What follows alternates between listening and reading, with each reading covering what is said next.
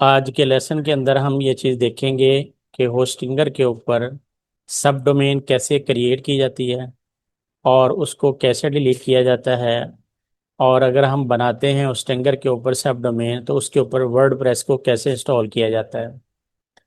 तो आइए हम लेसन स्टार्ट करते हैं। सबसे पहले क्रोम को खोलने के बाद आप अपना अकाउंट खोल लीजिए hostinger.com या hostinger.pk एंटर करेंगे और उसके बाद आप अपना लॉगिन कर लेंगे। जैसे ही हम यहाँ पे लॉगिन कर लेंगे तो जो हमारे पास मेन डोमेन है वो सामने आपको नज़र आ जाएंगी। जैसे कि मेरे पास ये तीन मेन डोमेन है, pass click dot store, Rahman medical complex dot com और शोपोरियम डॉट शॉप। तो ये मेरी जो परचेज की हुई मेन डोमेन है। और यहाँ पे अगर देखें तो यहाँ पे हमारे पास इनके आगे डैशबोर्ड और वर्डप्रेस लिखा हुआ है। ये आपका डैशबोर्ड होगा और यहाँ पे इनके ऊपर वर्डप्रेस पहले से इंस्टॉल है तो ये हमें शो करवा रहा है। और अगर आप यहाँ पे किसी मेन डोमेन के अंदर सब डोमेन बनाना चाह रहे हैं तो जिसके अंदर आप सब डोमेन बनाना चाह रहे हैं, मसलन मैं शो कोरियम डॉट शॉप के अंदर अपनी सब डोमेन बनाना चाह रहा हूँ तो डैशबोर्ड के ऊपर क्लिक करेंगे। जैसे हम डैशबोर्ड के ऊपर क्लिक करेंगे तो हमारे लेफ्ट साइड पे एक मेन्यू बार मिलेगी और यहाँ पे हमें ऑप्शन आती है डोमेन। इसके ऊपर क्लिक करेंगे और यहाँ से हमें क्या है, सब डोमेन की ऑप्शन मिलती है। इस सब डोमेन के ऊपर क्लिक करेंगे तो यहाँ से हमें ऊपर यहाँ पे ऑप्शन दे रहा है क्रिएट ए न्यू सब डोमेन।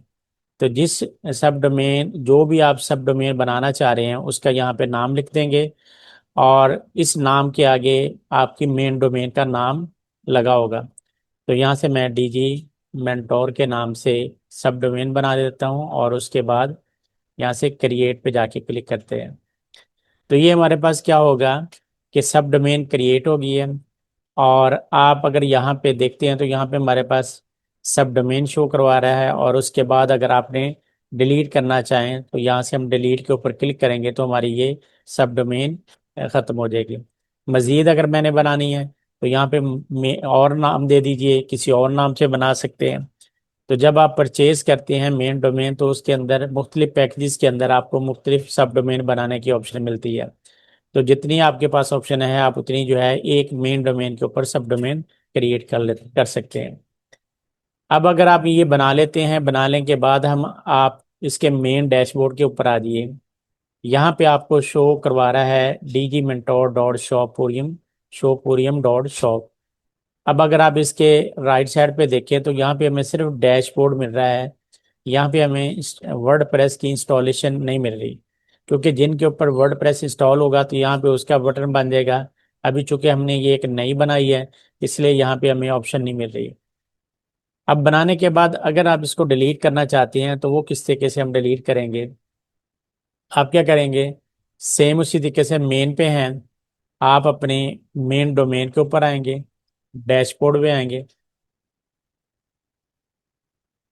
और डैशबोर्ड के बाद आपके पास यहाँ पे ऑप्शन आपको मिलेगी डोमेन और उसके बाद सब डोमेन पे जाके क्लिक करेंगे तो यहाँ पे जितनी आपकी सब डोमेन्स बनी होंगी यहाँ पे शो करवा देगा।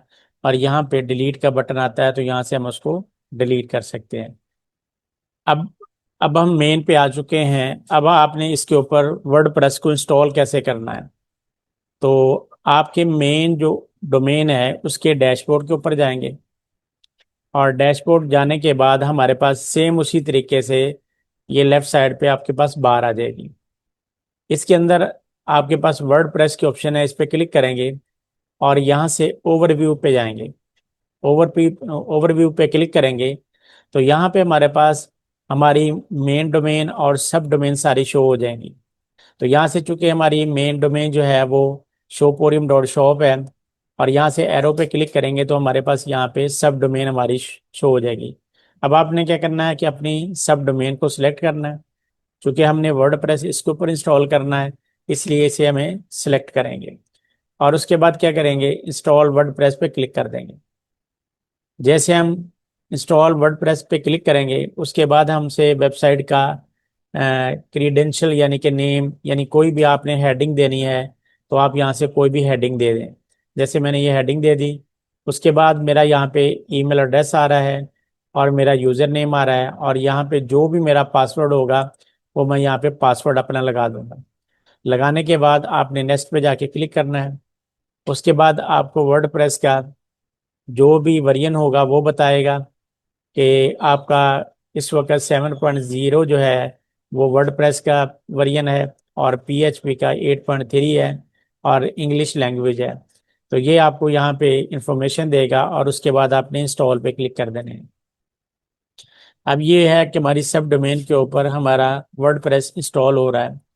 ये चंद एक सेकंड लेगा, और उसके बाद ये हमारे पास इसकी इंस्टॉलेशन मुकम्मल हो जाएगी।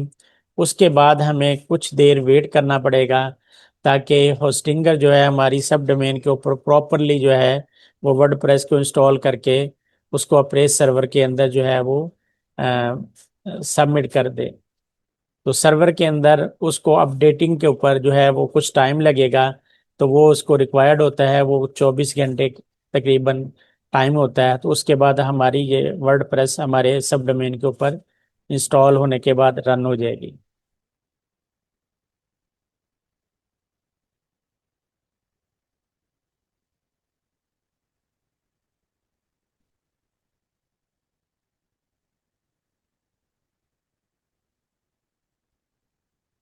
अब ये देखें कि जब हमारे पास ये प्रॉपरली इंस्टॉल हो जाएगा, तो यहाँ पे हमारे पास ये डैशबोर्ड आ गया है कि हमारी जो है सब डोमेन के ऊपर हमारा वर्डप्रेस इंस्टॉल हो गया।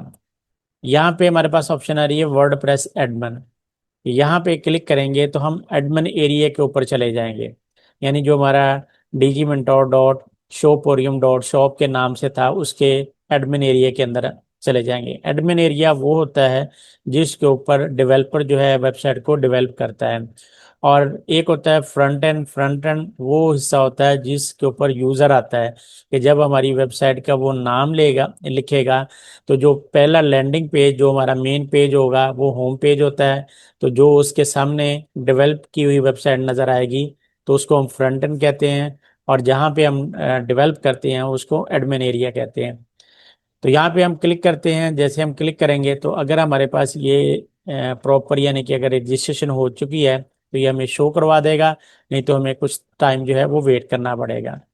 तो जैसे हम यहाँ पे क्लिक करते हैं तो ये रीडायरेक्ट कर रहा है हमारी वेबसाइट के ऊपर, हमारी डोमेन के ऊपर वर्डप्रेस को। यहाँ पे कुछ टाइम लगेगा, ये अपडेट हो जाएगा। उसके बाद जब ये प्रॉपरली अपडेट होने के बाद हमने इसको किससे कैसे ओपन करेंगे, यहाँ से हम लिखेंगे डीजी मेंटोर डॉट शोपोरियम, और यहाँ से हमने क्या करना है कि ये पाथ देना, अपने अपने सब डोमेन का नाम रखना है, बताना है, और उसके बाद /wp एडमिन। तो ये हमारा एडमिन एरिया होता है। जैसे हम यहाँ पे क्लिक करेंगे तो हमारे पास चूंकि अभी अपडेट नहीं हुई, तो कुछ देर के बाद मैं दोबारा यानी कि आके चेक करता हूँ, फिर मैं आपको इसका एडमिन एरिया और फ्रंट एंड पैनल दिखा देता हूँ। तो अब हम यहाँ पे मेन के ऊपर आते हैं। हमारा मेन डैशबोर्ड आ गया है। यहाँ पे हमारे पास DG mentor dot shoporium dot shop shop के नाम से है। अब इसमें हमने वर्डप्रेस को इंस्टॉल कर लिया है, और अब आप इसमें उसको ओपन करके देखते हैं और इसका डैशबोर्ड देखते हैं हमारे वर्डप्रेस का, जहाँ से आपने अपनी वेबसाइट को डेवलप करना होता है। तो दोबारा आप अपनी मेन डोमेन के ऊपर आएंगे और यहाँ से डैशबोर्ड के ऊपर क्लिक करेंगे। जैसे यहाँ पे आप डैशबोर्ड के ऊपर क्लिक करेंगे और उसके बाद वर्डप्रेस के ऊपर जाके आप क्लिक करेंगे और ओवरव्यू पे आएंगे, और यहाँ से हमारे पास आपको वर्डप्रेस एडमिन के नाम से पैनल मिल रहा है। यहाँ पे क्लिक करेंगे तो हम अपनी वेबसाइट के डैशबोर्ड के ऊपर चले जाएंगे।